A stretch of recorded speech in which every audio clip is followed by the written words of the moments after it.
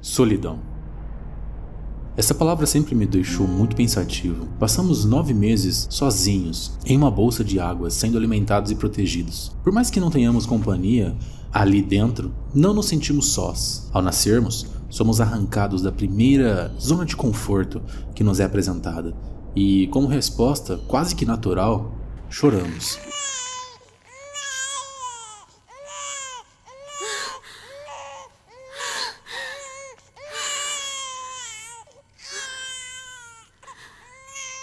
E a vida segue da mesma forma até o final. Se resume em saber lidar com o fim das coisas. Porém, quanto mais tempo passa, menos sensíveis a isso vamos nos tornando. Até chegar a um ponto em que chorar se torna sinônimo de imaturidade. Os mais vividos, já calejados e insensíveis à dor, se esqueceram como é lamentar, sofrer, sentir, perder. E quando a dor é forte demais, te dão um prazo para senti-la. Dão até um nome para isso: luto. O luto é dividido em fases e hoje em dia existem até meios para lidar com cada uma delas, para que seja apenas um estágio da sua estadia, apenas um momento de tantos outros que ainda virão. Negação.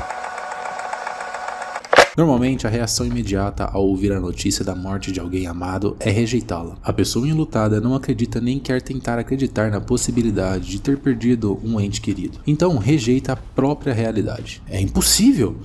Ela pensa constantemente. A negação, neste caso, tem como objetivo protegê-lo de uma verdade inconveniente, a qual pode desestruturá-la psicologicamente.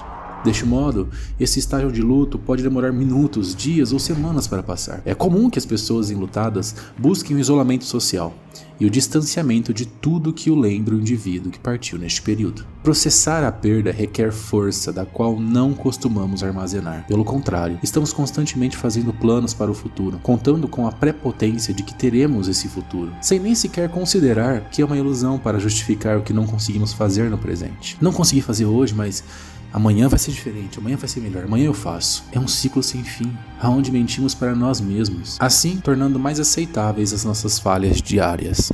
Raiva.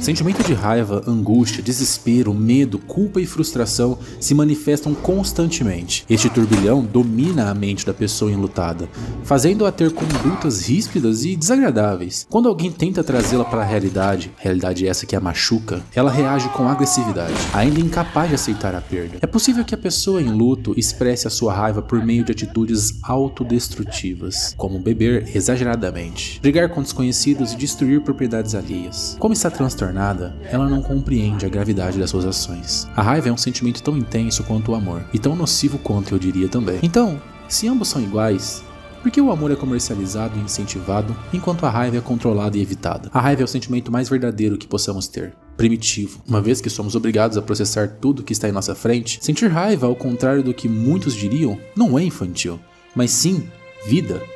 É vida. Sentir raiva mostra sua diferença, mostra sua vontade e sua força. E isso foi sempre muito claro para mim. Raiva é um sentimento explosivo, que quando mergulhamos nela, nos dá uma força absurda. O medo se vai.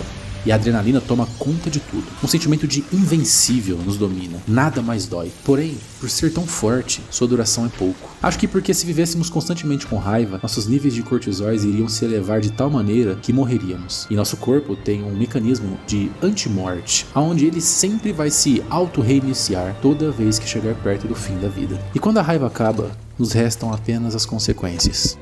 Barganha ou negociação.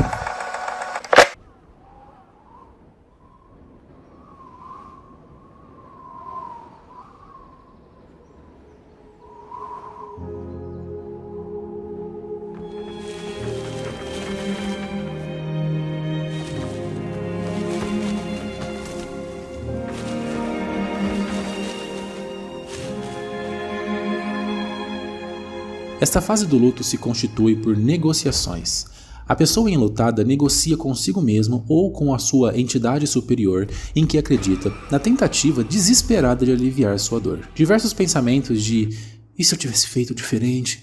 E se eu fizer X coisas, posso reverter a situação? Rondam a mente da pessoa em luto. Mesmo que ela tenha consciência da impossibilidade desses feitos, ela os alinha para consolar a si mesma. Já cansada, a pessoa começa a buscar meios para parar de sofrer. Mas a anestesia da negação da primeira fase, mesmo já tendo passado, ainda deixou muitos efeitos dos sentimentos não processados por falta de capacidade da pessoa naquele momento. A negação é como um empréstimo. Pedimos à nossa cabeça, que seria o banco, um pouco de sanidade mental emprestada, que não temos, para conseguirmos ignorar o problema apenas até conseguirmos lidar. E nossa mente nos dá, porém, assim como o banco, ela nos cobra juros, e isso faz com que entremos em uma dívida da qual não podemos pagar. Aí vem a negociação onde tentamos fazer um acordo. Eu, por exemplo, prometi a Deus que se eu não morresse em 2020, eu lhe entregaria 6 anos de cabelos virgens. Pode não fazer sentido, mas para mim foi algo para me calcar. Eu sei que nada do que eu venha a oferecer será o suficiente ou minimamente interessante a Deus, mas eu tornei esta oferenda tudo o que eu tinha. E desde então eu nunca mais toquei em meu cabelo. Depressão.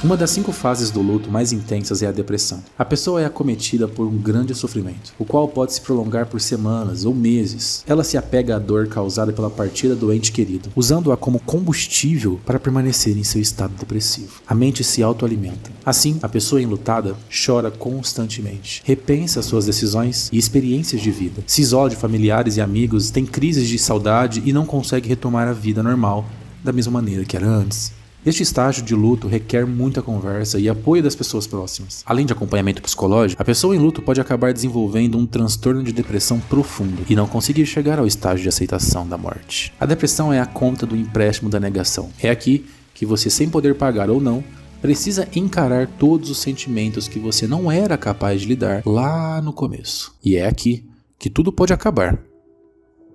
Ou recomeçar, pois é aqui que você para, em um cenário onde não é possível parar, e você tem um tempo para parar, pois se demorar demais, acabou para você. A ansiedade e a autossabotagem tomam conta. Você quer sair dali, mas ao mesmo tempo, não liga mais para nada. Sua percepção é comprometida, você perde a noção do básico. É como se estivesse em constante câmera lenta. Eu mesmo não sabia nem dizer que dia era, ou horas. Eu não sabia se era segunda ou terça, sem olhar no calendário. Meses não existiam. Pessoas, eu as via, mas não conseguia ouvi-las. Elas falavam rápido demais. Por maior que fosse seu apoio, ninguém poderia parar a própria vida para te ajudar a levantar. E honestamente, eu nem queria. Tinha medo de que se tentassem me ajudar, ao invés de me tirarem de lá, eu puxaria a pessoa para o mesmo buraco em que eu estava. Me senti um fraco. Eu só acordava, via o dia passar e me deitava novamente. O sono também foi comprometido. Eu dormia e sonhava que estava acordado, fazendo minhas tarefas diárias, lavando louça, passando pano no chão, estudando, trabalhando. Mas quando eu acordava de verdade, não sabia se já tinha feito isso e fui dormir, ou se nem sequer tinha chegado a fazer. Uma vez eu me lembro bem, eu acordei cedo. Estava de regata e calça moletom fina. Eu levantei e comecei a andar. A minha visão, turva, bem embaçada. Peguei a pista da minha cidade e andei até minhas pernas cederem. Eu andei muito naquele dia. Era cedo, mas o sol estava ardido e forte. Eu me queimei, fiquei com a marca da camiseta nos meus ombros. E quando retomei a consciência, estava de frente a um terreno baldio, cheio de lixo. Quando eu me dei conta onde estava, dei meia volta e voltei para casa. Não sei quanto tempo exatamente levou, mas ao chegar lá, as pessoas estavam todas ocupadas trabalhando. E eu passei por elas como se não tivesse acontecido nada. Aceitação.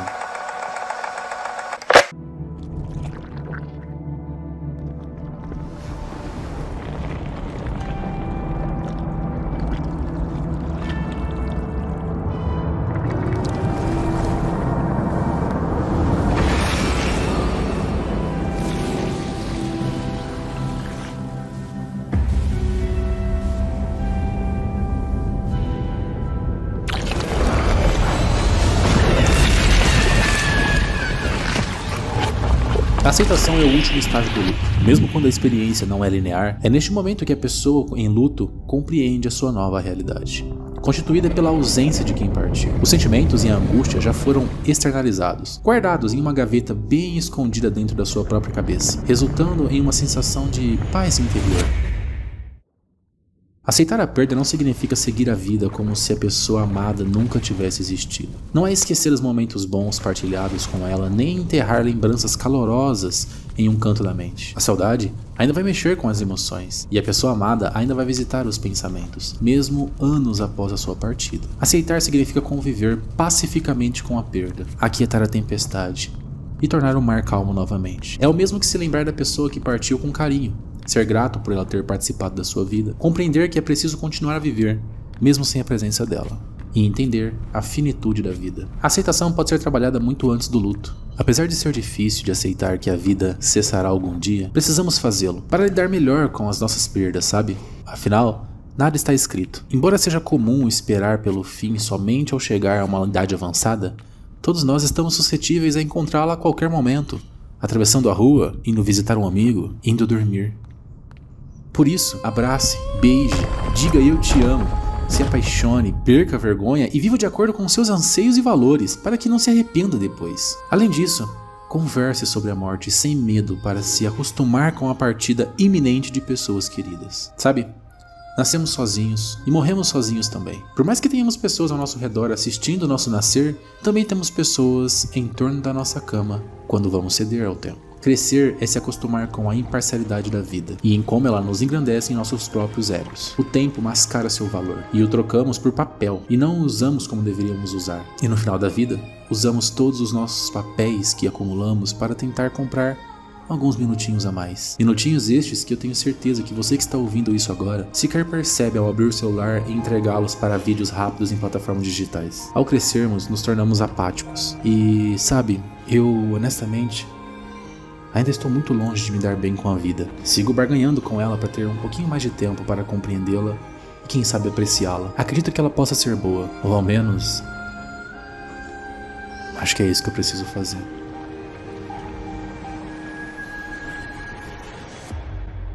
Eu ainda estou olhando para você. Não me dê as costas enquanto eu estou de frente a ti, pois quando notar o silêncio se virar para checar, eu não estarei mais lá. E irei ceder o meu lugar para o arrependimento.